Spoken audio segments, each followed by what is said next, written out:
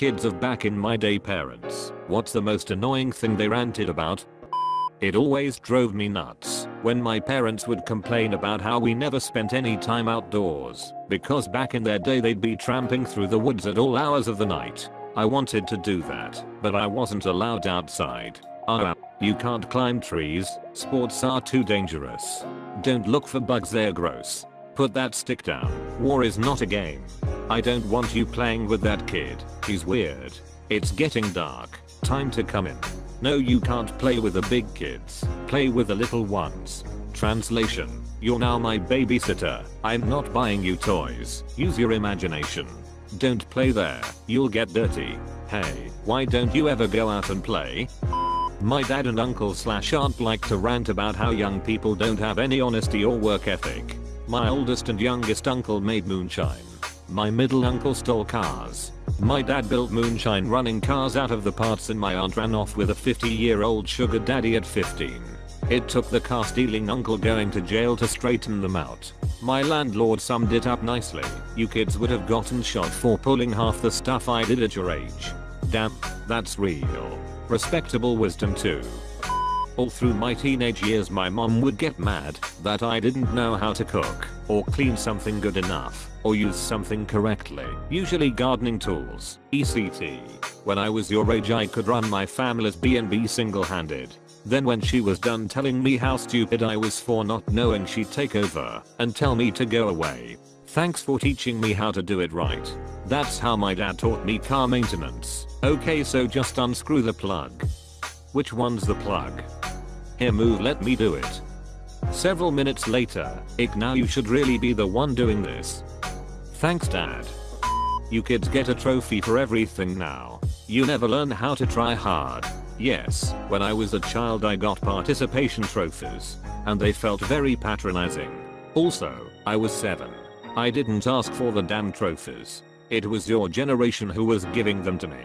I threw those participation trophies away so ducking fast, BC, it was so embarrassing. I didn't want them. I didn't walk around saying look at what I won. I hated them. Same. All the soccer trophies I got I threw in a box and never looked at. I know damn well that I was terrible at soccer. Back in their day, only complete losers had cars in high school.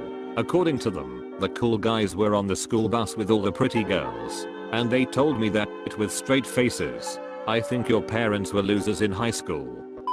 Dial phones. They complained about how kids these days, specifically my brother and I, don't know how to use them, after forgetting we had one in the house until I was 7, and I know full well how to use one. And yet none of them can operate a telegraph using Morse code. Car seats. I don't care if you drove around with a baby laying in the front seat of your car, you aren't taking my toddler anywhere without a car seat. This one drives me nuts. Yes, Dad, my baby/toddler needs a car seat properly installed in the car, not just sitting on the back seat/floor. No, the straps do not need to be nice and loose, so she can wiggle around.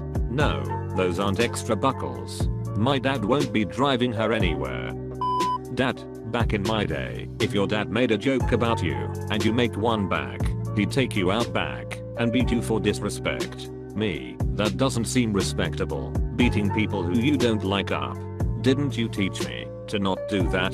Dad, that was extremely disrespectful, and in my day I would have whipped you with my belt for that. Well, they don't mean respect, they mean submissiveness. Respect can mean talk to me like an authority, or talk to me like a person. Unfortunately, some people expect respect and be treated like an authority for treating you like a person. Got yelled at when I quit a job in college that paid $8/HR. I made $3 hour. When I was your age, I would have killed to make that. Something inflation. Quit after I realized the money I made in a month would barely pay for one of my textbooks, and I was taking 18 credits and didn't have enough time to actually read them. Seriously, it's nothing now, but when Merry Christmas, Charlie Brown was made, Sally asking for 10s and 20s for Christmas was ridiculous. Job hunting. That's great that this worked for you in the 80s, but it's the 2010s. But, just go in and apply. Just ask for the manager. That shows initiative. Right. Last time I did this at the insistence of my mother. They told me they don't keep printed applications anymore and to apply online. They were truly baffled that I came inside the store to apply for a job. Out of date job hunting advice. No mom. Going in every day and demanding to speak to a manager is not more effective than being polite and applying online. Dear Lord, you aren't joking. I spent hours applying for jobs online. Hours upon hours. What's that about anyway? Why do you have to reformat your resume 56 times to each individual application? And you'd have a job if you got to that damn computer and just went and applied was rage inducing. Getting headaches again just thinking about it.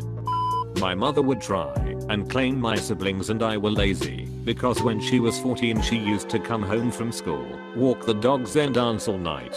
Turned out this translated to she would go out drinking and clubbing and a rage. My stepdad always rants about me not buying a home when he bought one at 21 years old. He always forgets to mention that it only cost him $22,000. Bet that home is valued at around $100k or more now, unless it was a hole or not there anymore. If they are in Australia, that house is now probably valued at well over $1 million. That's not an exaggeration either. Having to listen to the getting to school and back stories. I know damn well that you didn't walk 10 kilometers in snow that reaches your waist, through a forest with wolves, and no proper winter boots. We had one pair of shoes to share between the 7 of us. I got them on Thursdays. We used to live in one room, all 126 of us, no furniture. Half the floor was missing. We were all huddled together in one corner for fear of falling. Apparently there was actual shit you could buy for a quarter. Like great. There's not anymore. What significance does this have to me? Nothing. Thought so. Absolutely love when they completely discount the effects of inflation too. In 1970, a quarter was worth $1.65 in today's money. The most annoying thing they rant about is us not providing our kids the same life they had. My great-grandparents owned several thousand acres at the turn of the century. They passed down land, heirloom furniture, or thriving farm, etc. The next generation split that all up. Sold a lot of it to start their own business. The next generation the same. The last little plot of that is my mom's acre. Each generation inherited less and less. I will inherit nothing. I got no land to start my family with, unlike them. No heirloom furniture, no money, nothing. My family looks down on me and my cousins for struggling, pretending they worked harder than we do, but they'll never know how hard our generation works for our kids. There's a saying that goes something like this: the first generation works, the second generation maintains, the third generation blows it all away, and the fourth generation works to get it back. And then the cycle repeats with the fifth, the sixth, the seventh, and so on generations until there is pretty much nothing left from the first generation. My friend's dad used to always tell us that if we were motivated we could go to the nearest grocery store, get a job as a bagger, and become store manager in a matter of months. Alright, then you go do that. My stepdad was a newspaper boy at 14. I wasn't able to get a job until 16, and heard about it every day until then. People don't want to / can't hire under 16 most places, and if they do / can, then you're doing literally nothing because of the child labor laws. The most annoying thing to me is how my parents complain that nobody from my community speaks our native language anymore. They say back in my day, everyone spoke our language and today none of you kids can. Guess what? The adults never taught it. It wasn't used in the homes. So how the fuck are we supposed to learn it? And then I have people from the home country call me and speak, and I'm like, you know, I barely understand. I can speak better than my siblings, but not that much better. And they yell at me. Don't blame me, blame my parents. And my parents and my friends' parents, they can all blame themselves and not their children. My grandparents said that to my parents when they were growing up. All my great-grandparents are from Poland, but immigrated to America in their late teens, early 20s. All of them learned English, but generally spoke Polish at home, because it was easier. So all my grandparents learned Polish as their first language, but quickly learned English as they were in America. But my grandparents stopped speaking Polish as they got older. So my parents along with my aunts and uncles never learned more than a few words of Polish, as my grandparents only spoke it on occasion when they had Polish speaking company over or didn't want their kids to know what they were saying. Then they complained that none of their kids could speak the language, even though they never tried to have them learn the language.